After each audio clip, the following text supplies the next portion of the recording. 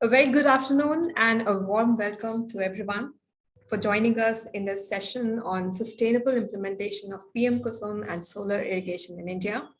My name is Shalu Agrawal, and I'm a senior program lead at the Council on Energy, Environment and Water, one of Asia's leading policy think tank.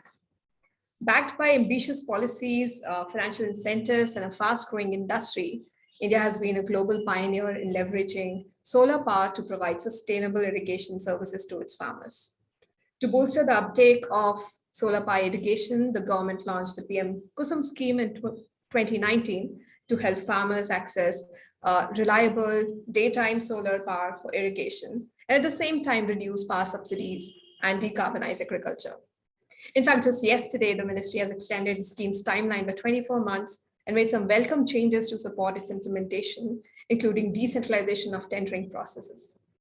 And even as we are making progress, there are immense opportunities yet to be unlocked in this sector. And it gives me immense pleasure to share that in today's webinar, we'll be launching a guidebook that can support state agencies in the sustainable implementation of the scheme and help scale solar irrigation in the country. And this guidebook has been developed by a research consortium comprising International Institute for Sustainable Development, the Energy and Resources Institute, TERI, Council on Energy, Environment and Water, CEEW, and Initiative for Sustainable Energy Policy, ISEP. And on behalf of the consortium, I would like to acknowledge and thank GIZ India for supporting and guiding us in this work. And we're extremely grateful to the Ministry of New and Renewable Energy and state policymakers for their extensive inputs throughout the project. Over the course of this session, our team will present the findings from the guidebook, and this will be followed by a panel discussion with a diverse range of experts on how a water, energy, and food nexus approach can help maximize the potential of the scheme in India. And before we begin, some housekeeping rules. We welcome people to ask questions in the chat box. Please enter your name as well as organization's name along with your queries. It will help us, also connect with you later on. I also would like to inform that the event will be recorded and the link will be later shared with the participants, to go over it again. I would like to now invite, my colleague Siddharth Goyal, Senior Policy Advisor at IISD, to share the findings from this report. Siddharth is a Senior Policy Advisor in the Energy Program at IISD. His recent work focuses on decentralized renewable energy, particularly solar irrigation, electric vehicles, and just transition. And he has diverse international experience and has previously worked on energy policy issues in US, Georgia, and Ethiopia. Welcome, Siddharth, and the floor is yours. Thank you, Shalu. I'll just share my screen.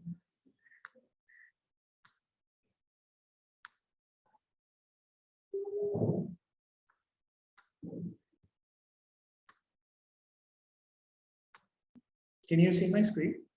Yes, we can see your screen. It's looking great. Okay, great. So thank you for that introduction, Shalu, and welcome everyone to this webinar. We'll be presenting some of the broad findings from a guidebook that we've recently published, which is aimed at state policymakers on the sustainable implementation of solar pump schemes. So as Shalu mentioned, solar irrigation has significant promise for India. It can provide reliable, clean electricity for farmers, lower air pollution and greenhouse gas emissions through the replacement of diesel pumps. It can reduce some of the financial pressure on DISCOMs, as well as expand irrigation coverage and bolster farmer incomes. And this really culminated in the launch of the PM-KUSUM scheme in 2019, which was the flagship scheme for the distribution of solar pumps.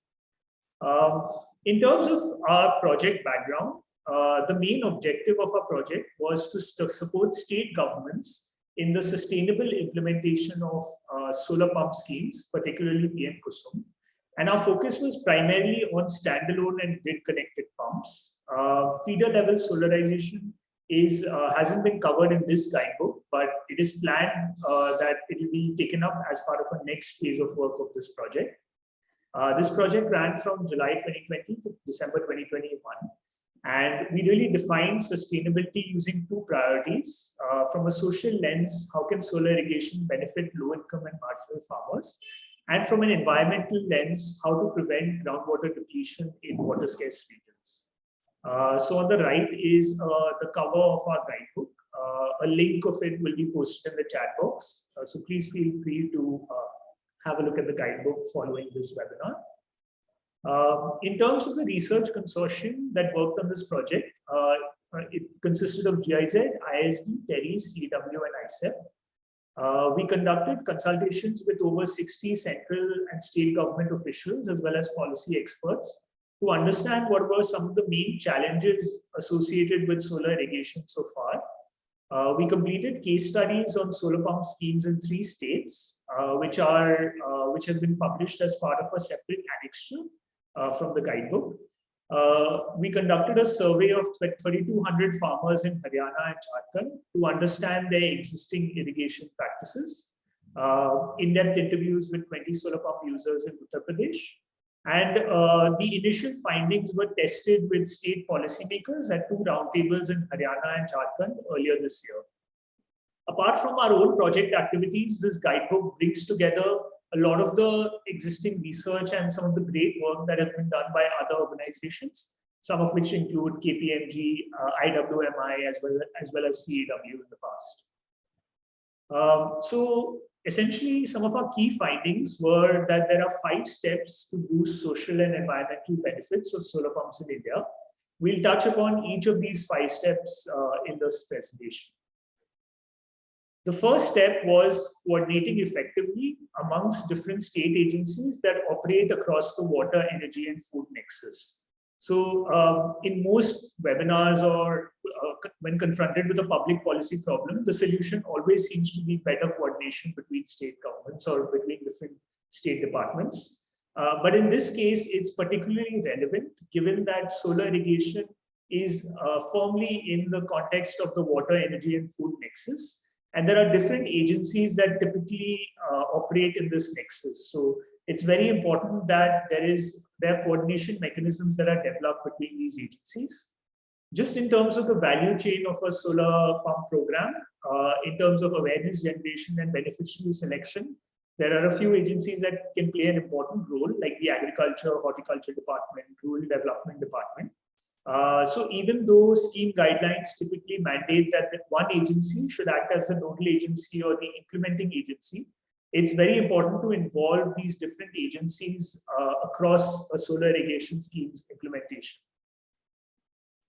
Another reason why coordination is very important is just as part of our guidebook survey, we found that the Gram Panchayats, irrigation and agricultural departments are some of the agencies that farmers are most comfortable reaching out to for information on irrigation.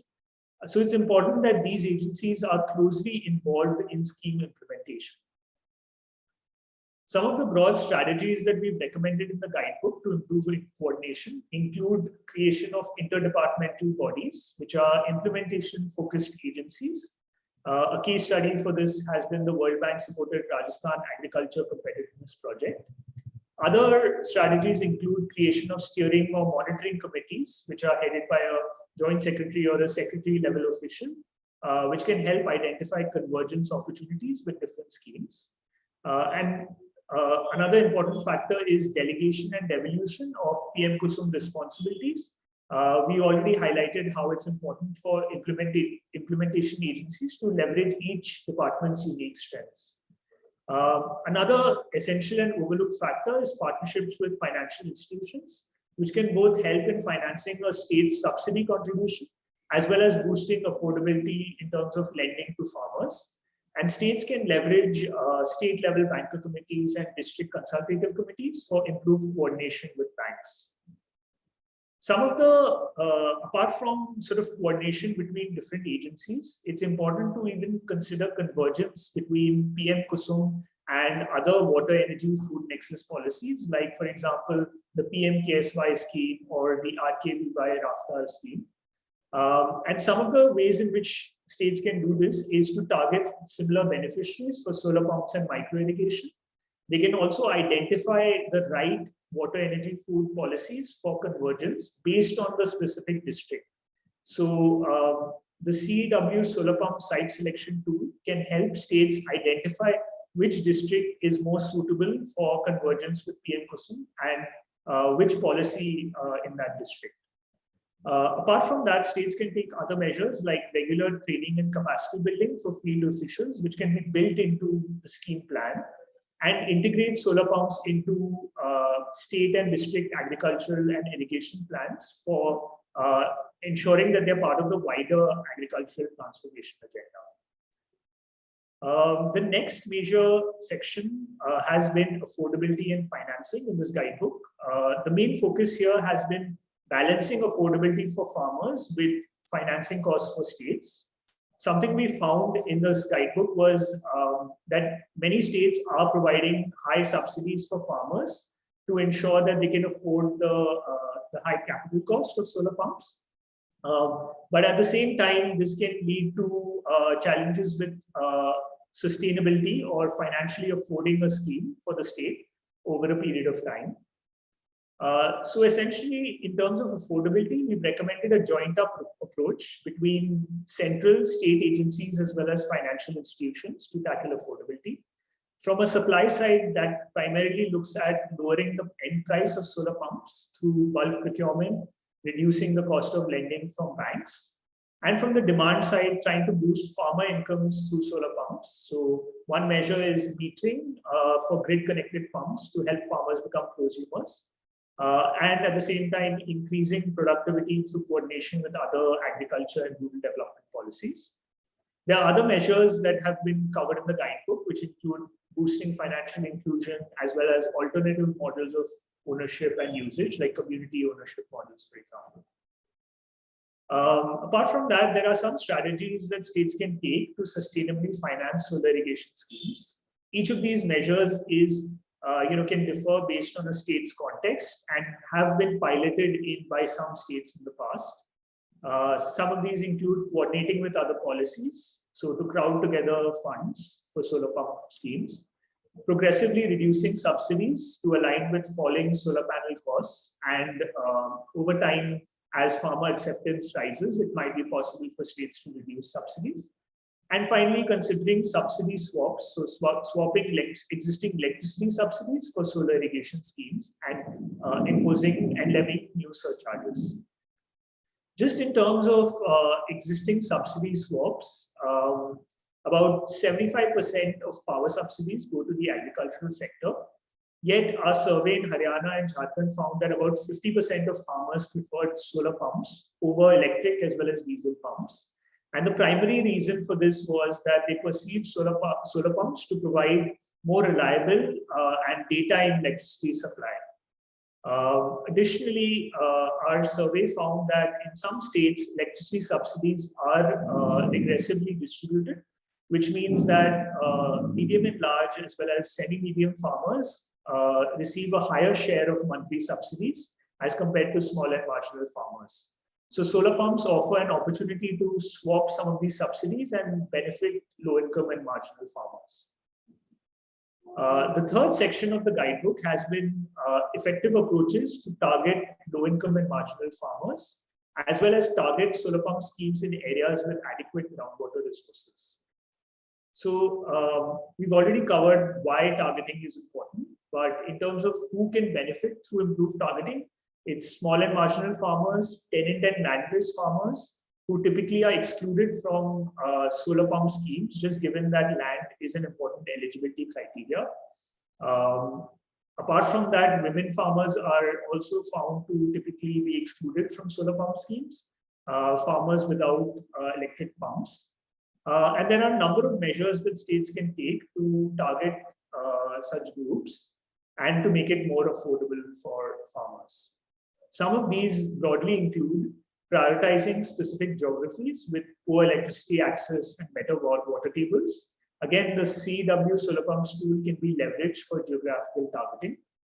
Leveraging pump sizes to improve targeting. So IWMI and GIZ have developed a tool which can help states adopt a scientific approach for identifying the right pump sizes for their state, which can help both prevent undersizing as well as oversizing of pumps.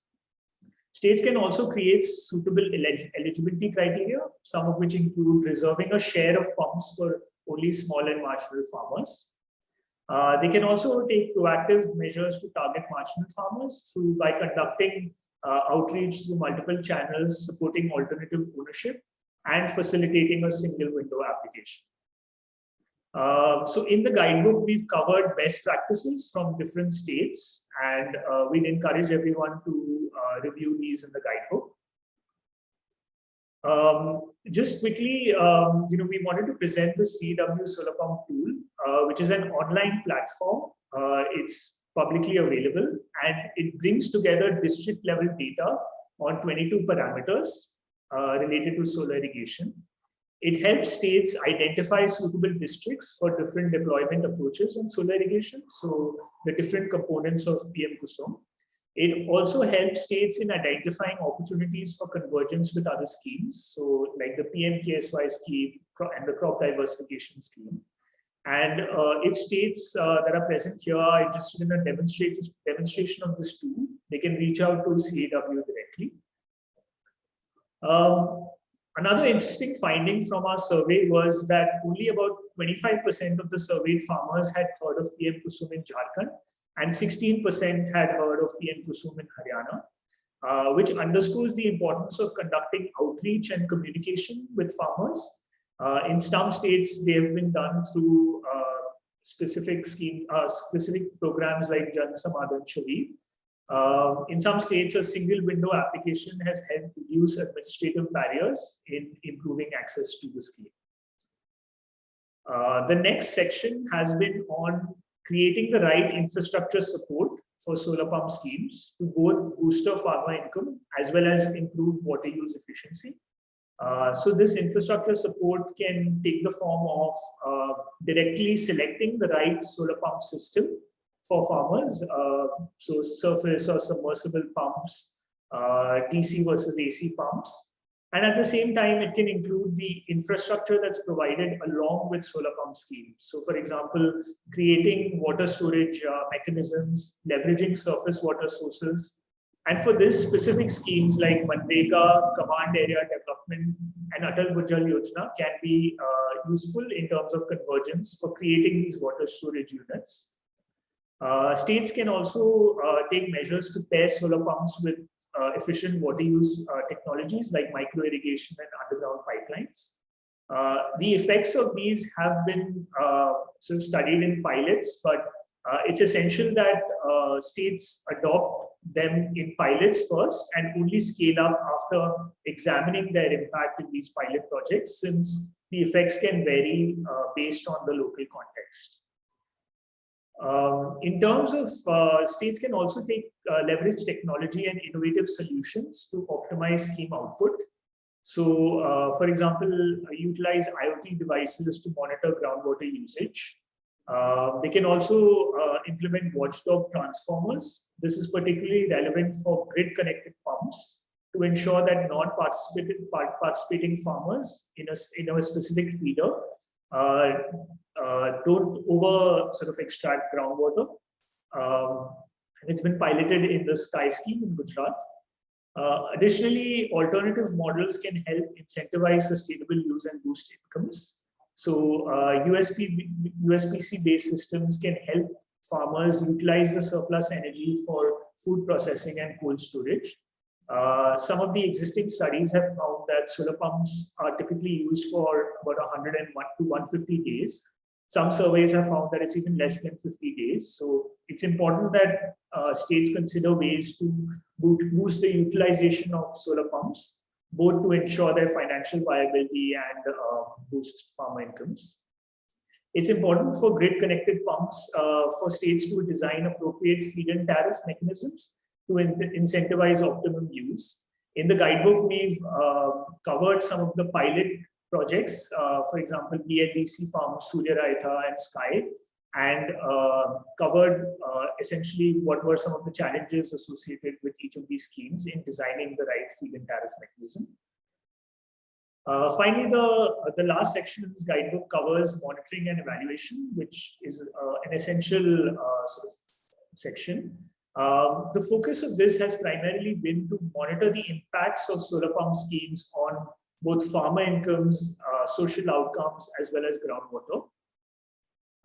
So currently, MNRE has launched an SCDM platform, which basically is a platform to collect or to depict a number of parameters that come out of remote monitoring systems that are associated with each solar pump.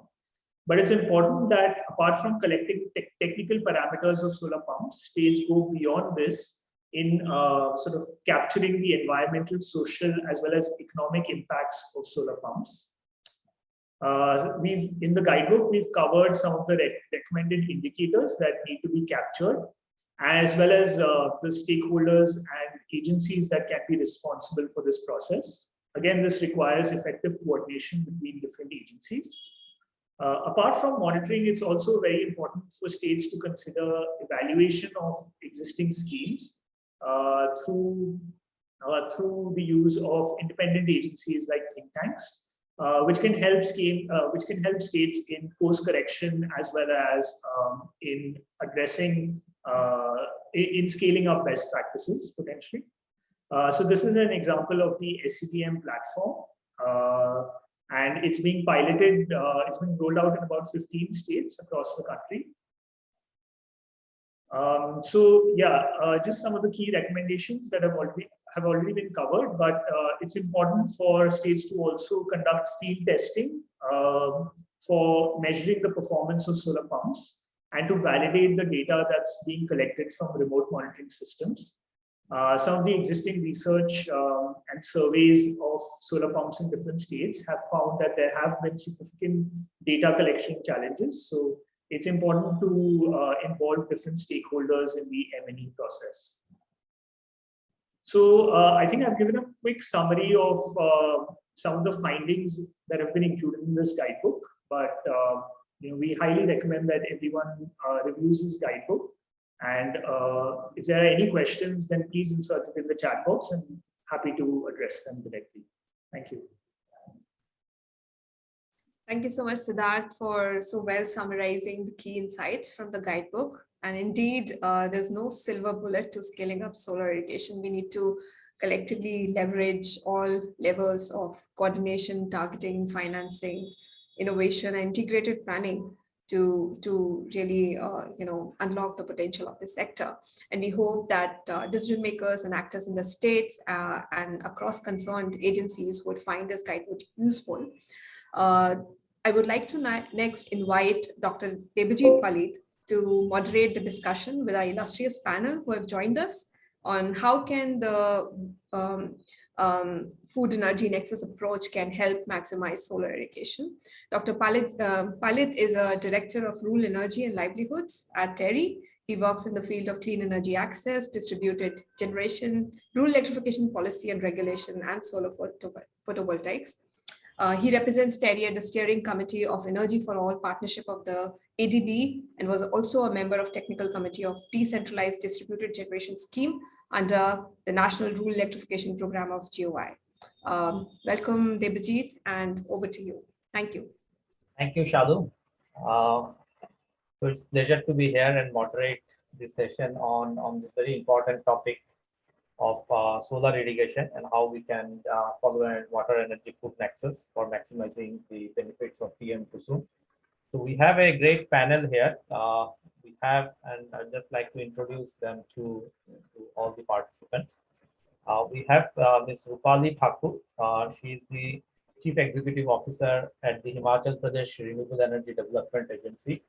That's HIMURJA in short. HIMURJA has been doing a lot of great work in the field of solar thermal and solar passive buildings and other things. But of late, they're also into the field of solar pumping and other things, and I'm sure we'll get to know a lot of things from this topic. We also have Mr. Surinder Makhija. He is the Strategic Advisor and Senior Vice President at the Jain Irrigation Systems Limited. And he has earlier been an alumnus of IIT Kharagpur and International Rice Research Institute Philippines and Accelerate Jamshedpur, and has been long-serving professional in the field of water management and micro irrigation. And we all know that Jain Irrigation is a company which is pioneering the micro irrigation work in India, and I'm sure that we'll get to know a lot of work that and experiences that they have in this solar pumping. We also have Mr. A.B. Manjunath, who is the director at the Karnataka Evaluation Authority, and managing the planning, program monitoring, and statistics department in the KEA. He has earlier served as an assistant professor at the Institute for Social and Economic Change. So he's both an academic cum practitioner, and we are sure that Karnataka has been doing a lot of good work in terms of watershed management. We had the privilege to be part of the as a part of the team which is monitoring and documenting the experiences of the Karnataka evaluation, Karnataka watershed program. So I'm sure that we get to know a lot of the work that has been done by Karnataka Evaluation Authority in the solar irrigation field. We unfortunately, Ms. Aditi Mukherjee was the last panelist, and unfortunately, she has to be in the field for her field work, and so she could not join us. But then I'm sure that the other three panelists will share with us a lot of ideas and stories and challenges and solutions. We have roughly around 30 to 35 minutes for this panel. So of course the subject is very important, but the time is there's some time is short. So we'll have some specific questions to the panelists, and hope that everybody will have very crisp responses, so that we can have at least 2 rounds, and then maybe possible some few questions from the audience. So let me start with Ms. Rupali Thakur. I hope she is here. So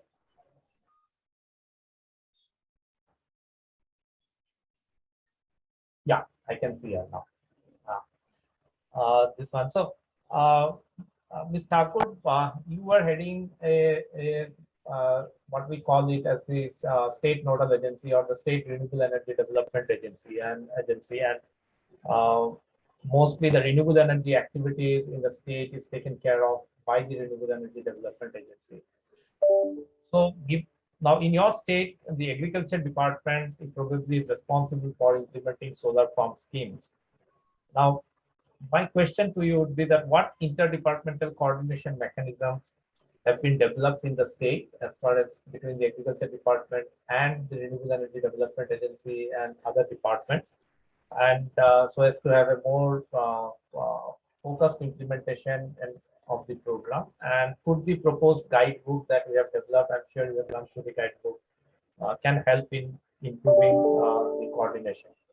Do you think the guidebook would be useful? Very good afternoon to all distinguished colleagues here, and Debajit, in response to your question, I would just like to tell you about the PM-KUSUM and how it is being run in the state of Himachal Pradesh. And with respect to that question, I think it is very relevant in the situation which is prevailing in Himachal, specifically with respect to how it is being dealt with different departments. We have 3 components of PM-KUSUM, as you all know, and we have a component A, and actually these are with 3 different concerns. Our component A is what Himurja as a state nodal agency is covering, where we have been achieving our target ever since it has been submitted to us. Last year's target we completed as 10 megawatts, we completed fully, because we had dovetailed our state level scheme with the national level scheme, and it was targeted small, between 250 kilowatt to 500 kilowatt. We achieved that target in the last year, but in the present year, due to the COVID pandemic, we were slightly delayed in our response. We have been given a target of about 10 megawatt again, and which of course we have advertised for ground mounted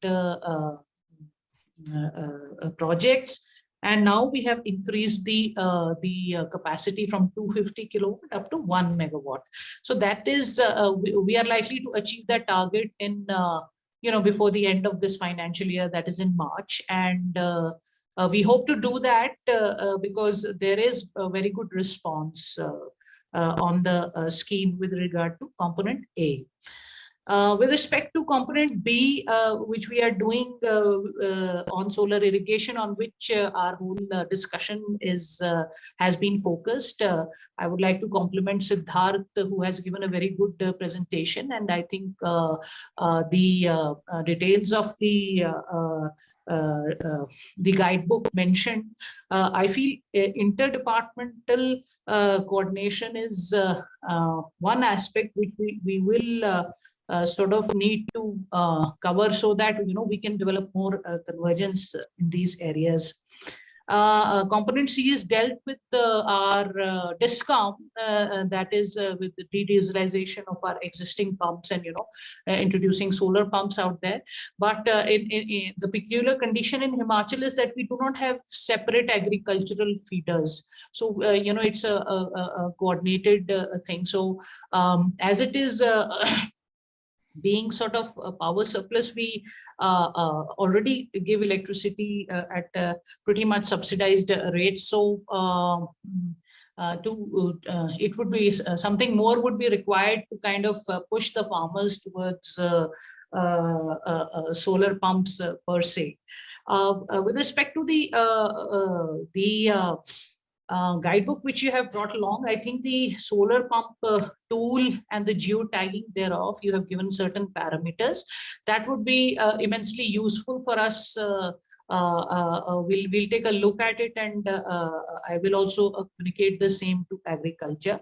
Himachal is a small state, so with respect to interdepartmental coordination, it is more individual specific. But if you, if I needed some information, I just spoke to my counterpart in agriculture, and I got that. So we don't face too much of a problem if the outreach is person to person. However, when it comes to integration of schemes, as has been mentioned in the survey and your guidebook thereof, your findings sort of said that certain schemes could be converged.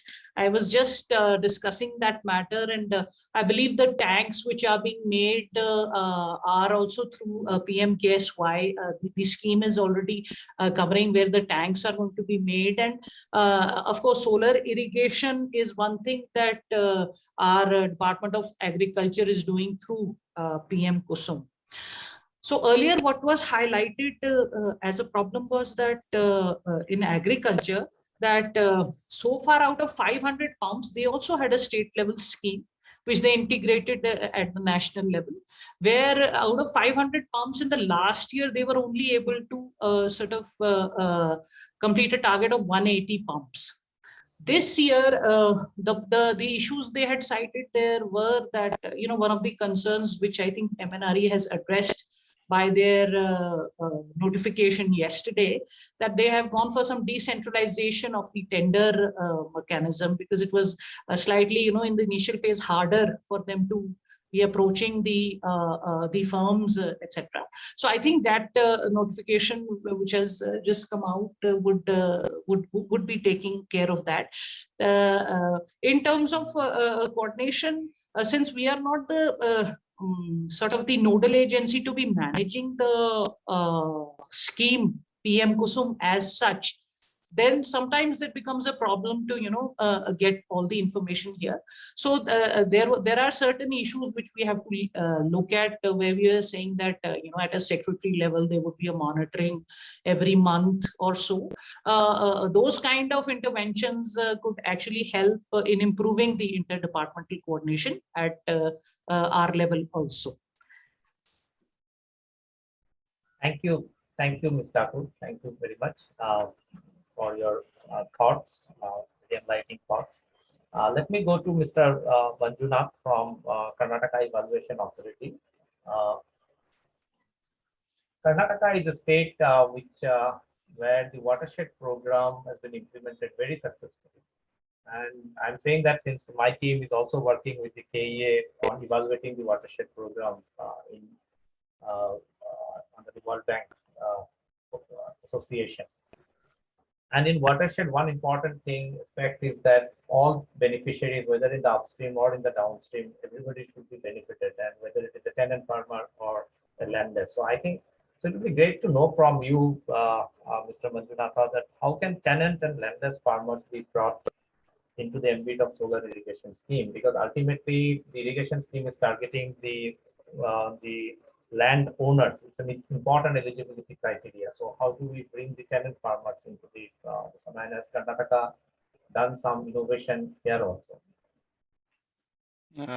Thank you, sir. Good afternoon, all the delegates, and good afternoon, Debasit Palit. As you told, rightly told, Watershed is a very important program which has a long history since the World Bank entered India through Watershed programs, and it has its own positives and negatives. And you know, like the participatory approach actually has gained a lot of importance through community management and community participation. I think the Watershed benefits actually benefits has been reached actually to farmers. And when it comes to sustainability of these watershed structures, there is a lot of issues actually, like technical feasibility, or maybe if a organization is there, then if organization is not there, like for instance an NGO is there to maintain during the project period, after that who will manage and maintain the system? That was the important issues actually in most of the structures where it is not really functional, especially in case of Watershed system. And coming to your question of tenant farmers, it is tenant or landless, like this is a very important question, not only in case of solar irrigation, but in case of most of the agriculture programs. Actually, agriculture programs, I see it in that manner. And if you take the solar irrigation as such, whether he is a tenant farmer or a landowner farmer, including a landless farmer, everybody has now an identity. I think everybody has an identity, whether it is an Aadhaar card or a PAN card or a voter card. I think in the case of tenant farmer, I think he can indicate the name of the owner farmer in whose name solar irrigation scheme should be extended, since solar irrigation is creating a fixed asset on the farm which will benefit the owner or tenant. That is the beauty of this actually. When it comes to variable, for instance, a seed or a fertilizer or something else, I think it is not, I think it may not have so much of complications, but since it is a fixed asset actually, I think this kind of some adjustment or institutionalization of this, I think could really help actually to solve a lot of hiccups. And I think both tenant farmer as well as the owner farmer, both could benefit actually from this. I think with an identity, basically it is an identity using identity card, and I think giving the details of the owner. I think he can if he would like to benefit out of the solar irrigation, I think it could happen actually. And that is how collectivization and all these things efforts are happening actually. If you look at the land size over time, land size is decreasing, but if you look at operational land size, it is increasing. If you look at the NSSO data also, I think there will be also like there will be no question of losing or gaining the title, because I don't think there is any issue of such fears actually. I think this is my this is what I feel actually. I think that is the only way out. I think I had a lot of brainstorming within myself, given evaluating almost 30 to 35 programs at all India level, and working for especially Surya Raita scheme along with IMI Tata, with Tushar Shah and his team. And I felt that I think this could work out well. I think in any state. Thank you, sir. Thank you so much, Mr. Manjunatha. Let me now go to Mr. Makhija from Jain Irrigation System. This one. Now, we'd like to know your thoughts on, as a leading micro irrigation company, we all know Jain Irrigation is the leader in the micro irrigation sector. What do you think about how do we ensure convergence of the different micro irrigation schemes with the solar pumping, with schemes such as per drop, more crop, or other schemes? So what challenges and what are the opportunities there? Thank you, Devajit. Good afternoon to everyone. Yes, this is natural that solar irrigation has a very strong affinity or relevance with the micro irrigation system. You see, at Jain Irrigation system, we have been facing the largest problem some 20 years back, that where farmer had good agricultural prospect, he didn't have water. And if he had water, he didn't have power or reliable power. So it is natural that solar irrigation systems would help the farmers. And I think our earliest foray happened to be in the state of Rajasthan. And that provided the, I think, ripe opportunity, the best opportunity of providing solar pump sets, not merely from the bore wells, which are far and few as such, but Rajasthan area has got large number of canal projects like Indira Gandhi Canal Project and Ganga Canal.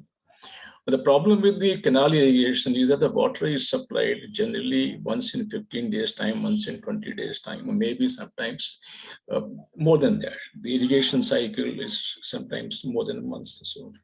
The soil being sandy, the water holding capacity of the soil is very low and it required very frequent irrigations. So how do the farmer do that? The tendency was to over irrigate, but the soil won't really hold water beyond the capacity. So the system of making water storage tanks is called tanki in local language, started almost 40 years back, not even this is something not new. I'm in this field for the last 50 years.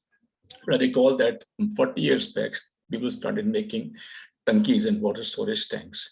The government came forward and started giving subsidy to the farmers to build water storage tanks. The idea was that the farmers will have a sustained water supply for their farms, and they will not tend to over-irrigate, because over-irrigation not only spoils the crop, spoils the soil, but also deprives the farmers down the line of their share of water. And that's a very big problem. So this system of subsidizing the cost of water storage tank was extremely well taken, and the subsidy given to the farmers on volumetric basis. Supposing he built a tank of 1 lakh liter, probably 2 rupees or so or 5 rupees per liter, the subsidy was given to the farmer. If he had a bigger tank, probably more subsidies. There is direct relation to capacity of the tank. So now water comes from the canal into this tank, but it has to be pumped into the field and distributed. And the best possible way was micro irrigation system. So a combination of the canal water, water storage tank, and a sustained energy supply and a solar pump set is the best solution. When this scheme was being handled by the government of Rajasthan, I recall sometime around 2011 or so, I was working at that time, like trying to promote center pivot irrigation systems over there in Ganganagar. This was very well taken, and I think we probably sold about something like 10,000 solar pump sets and complete installations of solar pump sets along with the tanks and micro irrigation system. So the dovetailing of solar pumping systems along with the micro irrigation system per drop more crop is very natural, particularly in the water stressed areas, particularly in the areas like Rajasthan, where the soil water holding capacity is very low.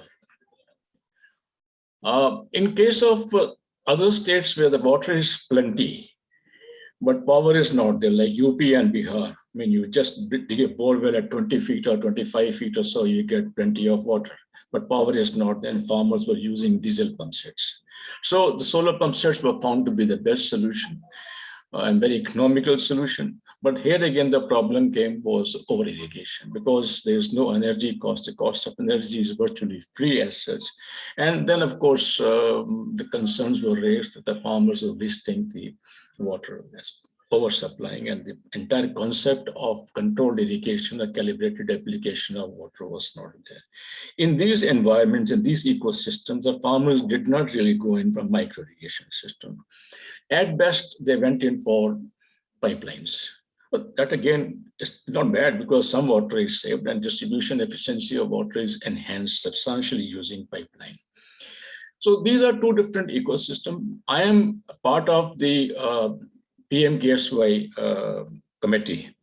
I have been part of this PM-KUSUM committee in 2015 from the formative stages. I was the only member from the industry to be a part of this committee as such.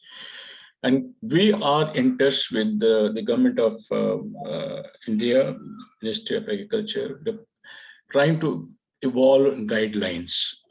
And these guidelines for per drop more crop, that is micro irrigation systems, are drawn and redrawn every now and then. And this process is going on since 2020. And the guidelines have been prepared. Obviously, we wanted to include the solar irrigation systems, the solar pump sets in micro irrigation system, and we've been trying to promote that. In some states where the department is same, the government has the inclination to dovetail and combine the two. It is working like Rajasthan, but in many states there are two different agencies handling that. So there, I think it's not really doing as much as it should. So some solution has to be found that wherever there is a micro irrigation system adopted by the farmer and he needs solar pumping systems, the same should be provided as a part of the PM-KUSUM. That's our contention. Rest, of course, I will, and of course, we are now into the large irrigation schemes. We have a limited paneling capacity. So we started having large number of micro irrigation, integrated micro irrigation schemes, like one we got installed in Kandi. That's 2014 in Punjab on, I think, Nangal Canal, the Bakra Nangal Canal, on a 600-acre area, and that was an integrated solar pump operated micro irrigation system. We also have a large number of lift irrigation schemes being run with solar irrigation in UP. And they are standalone. I mean, they are not actually combined with micro irrigation, but a part of the government initiative to ensure the irrigation water is supplied to the farmers. And then generally about 12.5 to 16 horsepower units along with the pipeline. Similarly, there is also some initiative. Initially, it was a pilot project of solar pumping systems along with pipeline in Haryana. And since the project, the pilot was very successful, it's now being scaled up.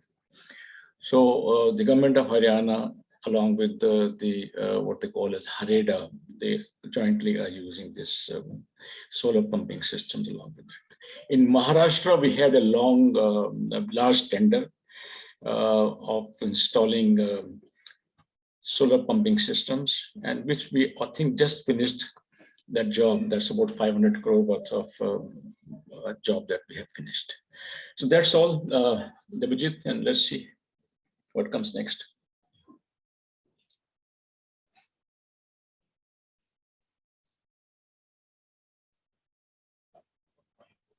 Devajit, you're on mute. Sorry. So before I come back to Mr. Manjunath on this one, if the participants have any question, you can put it in the question answer thing, and then we'll try to take up few if time permits. Otherwise, our team, if you have any questions on the guidebook or on the presentation by Siddharth, then we'll try to answer it. Or otherwise, for the panelists, then we'll try to take up if time permits. So, Mr. Manjunath, your organization, the Karnataka Evaluation Authority, again, probably is one of its kind in India, and is responsible for the monitoring and evaluation of the different government programs in the state of Karnataka. So, in your view, what do you think? How can state improve the monitoring and evaluation of the PM-KUSUM such that impacts on cropping patterns, groundwater exploitations, farmer incomes, and especially the water energy food nexus is accurately captured? So what are the few things, one or two things that you'd like to have in the monitoring scheme? You can very briefly, in 2 minutes, share with us. It is very important to have a strong monitoring and evaluation system in place. If you look at the ultimate outcome is, see, earlier programs, every program was looking at only output based actually. Now it is outcome based. Outcome based and outcome based. That is a basic difference. Now we are looking at from the previous monitoring and evaluation system, and now if you look at the present system, most of the schemes are now linked to outcome indicators. Outcome indicators, but like improvement in productivity or improvement in income. Earlier, it was only physical financial kind of system. Now, what is very important in case of especially energy and water use? Though it is a solar irrigation, it is for energy and it is for irrigation. Though water and energy has very strong connections actually, connections. And I think if you look at the problem of the entire electricity departments or electricity distribution companies in the entire country, I think most of the electricity distributions companies are bankrupt actually, mostly because of free power. Free power. Every government is soft peddling the electricity, and if I think solar irrigation is a game changer actually, game changer, and I think most of the electricity distribution companies can revive because of this solar irrigation if it is implemented in letter and spirit. I think Mr. Surendra also rightly told actually. I think I will come back to some of things linking to economics actually, because I am an economist. I want to link it to economics so that I think it makes a lot of sense.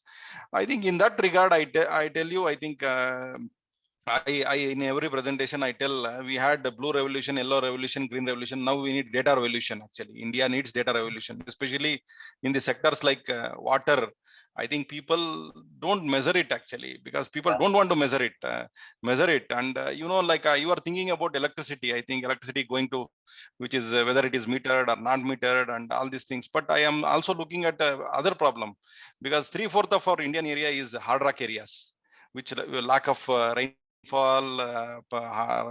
low permeability, high evaporation. If you look at Rajasthan, Karnataka, it is competing each other actually, whether Karnataka becomes first in terms of dry land or Rajasthan becomes first in terms of dry land. In case of monitoring and evaluation, I see that okay, there is a good saying also, you can't manage what you can't measure actually. I think measuring at both ends, whether it is energy or whether it is at water, I think it is very crucial actually, because I see in that manner actually. And both the ex ante evaluation, ex post evaluation and monitoring is very important for improving efficacy of any program. Because many a times why programs are not kick-starting in the first year, second year, third year, because they don't do ex ante evaluation. They don't they don't include the needs and needs, what are the problems associated before itself when they kickstart any program. I think any program should have, I think any component or program should have ex ante evaluation followed by monitoring and ex post evaluation, so that I think program benefits can be improved. I think hardly many people doesn't know what is ex ante evaluation. That is the fate of many states actually. They just announce the program and they implement the program, and even they cannot spend even 10% of the program benefit actually, because that is all problems associated with the monitoring and evaluation system.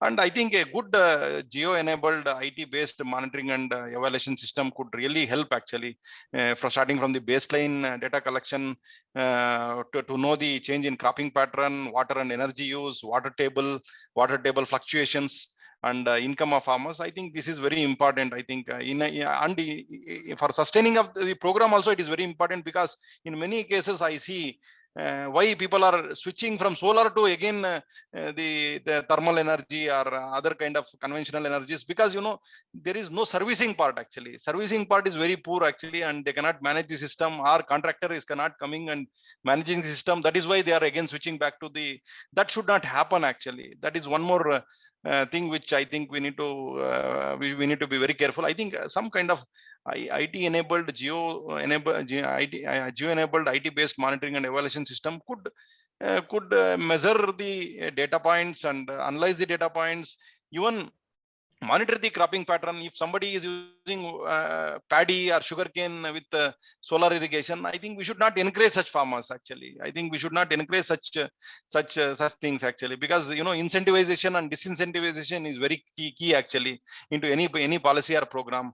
If you don't use this incentivization and disincentivization into the policy framework, then I think again there is a problem of free riders and tragedy of commons, which could creep up. I think Karnataka is Karnataka has come out with the crop survey data. We have the cropping pattern details of every plot of Karnataka, every plot of the farmer, what he is growing to that extent. But we have not integrated the energy use and water use. I think it takes a lot of time. I think energy use is quite easier, but water use, I think, which is very crucial. I think where even policymakers are not thinking so much actually on this water use. I think we need to, and log frame and theory of change is very important. I think for any program and policy, I think log frame is very important with the time bound deliverables, outcomes, outputs, all these things, input, and for the sustainability of the program. I think that should be integrated into the monitoring and evaluation system. Thank you. Right. Thanks so much. So few things that you mentioned which are quite very important are IT-based monitoring. There are no set indicators, and now outcome-based indicators are extremely important. So I think we need to take care of all states, need to take care of all these things. Let me go back to Rupali ji on the strategies that Himachal Pradesh would like to use to increase farmer awareness, and more specifically focusing on the women farmers in the state. How do you plan to involve more farmers, especially women farmers, to have a more gender sensitive program? So when you look at Himachal Pradesh, it is not that already interventions have been in place for propagating the PM-KUSUM scheme with respect to solar irrigation. They have been advertising through television and the normal ways of communication, which is through pamphlets, etc. But what we have to understand is that it was also noted in other states like Haryana and Jharkhand as the survey findings of CEEW, the survey findings of Siddharth were pointing to that when it comes to evaluating the outreach, it becomes very poor. Now, with respect to Himachal, I would like to state that as you know, it's a hilly state. It has a very tough topography, and when we look at our so-called breakup, we have the majority are small and marginal farmers. The biggest challenge in Himachal is how to reach the toughest mountainous areas, and specifically in many areas which are tribal areas, we have winter snow, sometimes 4 to 5, maybe 5 to 6 months in a year. Having said that, we do have a sizable agricultural and horticulture crop, but we are with respect to the particular problem in places that we don't have a irrigated area. Our net sown irrigated area is almost to the extent of only 12%. So we are not being able to, the rest of our area is rain fed or snow fed per se. So when we look at our statistics in terms of storage of water, in terms of building of tanks, that becomes one, our primary concern. The difficulties in mechanization are also very serious when we talk about farming in Himachal. We are not able to mechanize easily. We have terracing systems at most places. We don't have plain areas. So other than what I think is strategies of intervention with respect to farmer awareness, we also need to look at the peculiar aspect of the state. So I don't think yes, some local strategies in place. We do have agricultural outreach, we have extension mechanisms already in place, but to significantly make a difference, we are already offering from the government side. We have the central subsidy. Coupled with that, we also have a state subsidy for solar irrigation. But more than that, I feel our basics have to be more in place. Like, we will have to contribute towards our storage of water aspects for purpose of irrigation.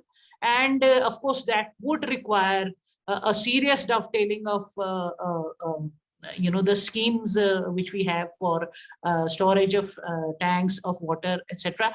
Then we could go on to further solar irrigation. So I don't think we can look at the scheme in isolation, as somebody else also, our panelist mentioned, that we have to integrate it with the with the existing infrastructure in place, and then on top it with the solar pump mechanism.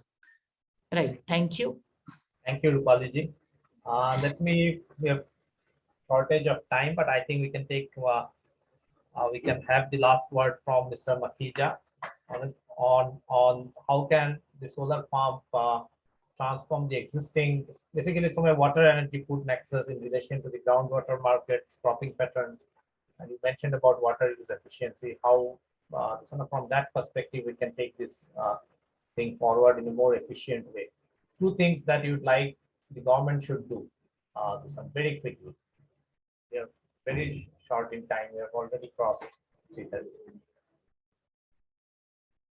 It's a game changer. I mean, since Siddharth mentioned Ethiopia, I worked over there, I lived over there. I know what kind of change it can bring. I visited a place called Mekele, northern part of Ethiopia.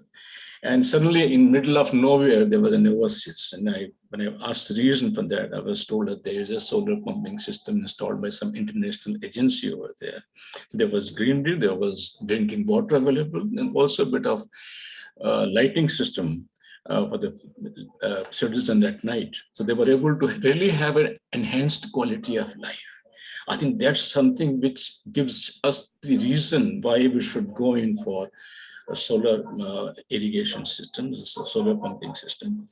You see, my earlier submission, I have covered that wherever there is a shortage of water, but in a place like Rajasthan, maybe, there is an immense scope. But there's also a similar scope in places where the water is being overdrawn. And this is one of the biggest problems as we feel in case of Punjab.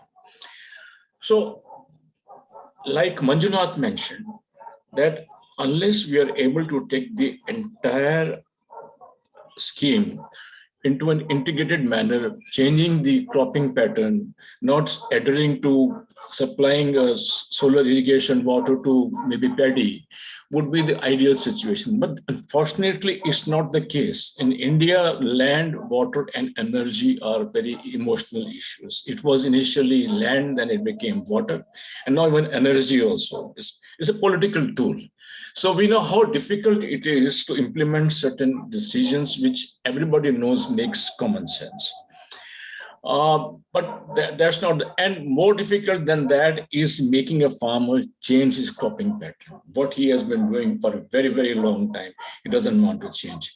So unless he sees something which is a game changer next door, or somebody comes and gives him assurance, he's not going to do that. So this is going to be a very slow and steady process, a very painstaking process. But I think yesterday's, we expect that the change in guidelines would mitigate a large number of challenges and the problems that are being faced in this program of PM-KUSUM. Incidentally, we are not participating in PM-KUSUM because our hands are already full. And we found that the conditionalities in PM-KUSUM were not really very conducive to our way of working. But we look forward to working under PM-KUSUM because that offers immense opportunities, particularly in the far-flung areas where we are working, like in Northeast states. And we're trying to promote the micro-irrigation system. And in case we're able to provide a sustained water supply solution like solar irrigation system, it will really help a great deal and make a tremendous change in the entire ecosystem and quality of life in the farmers.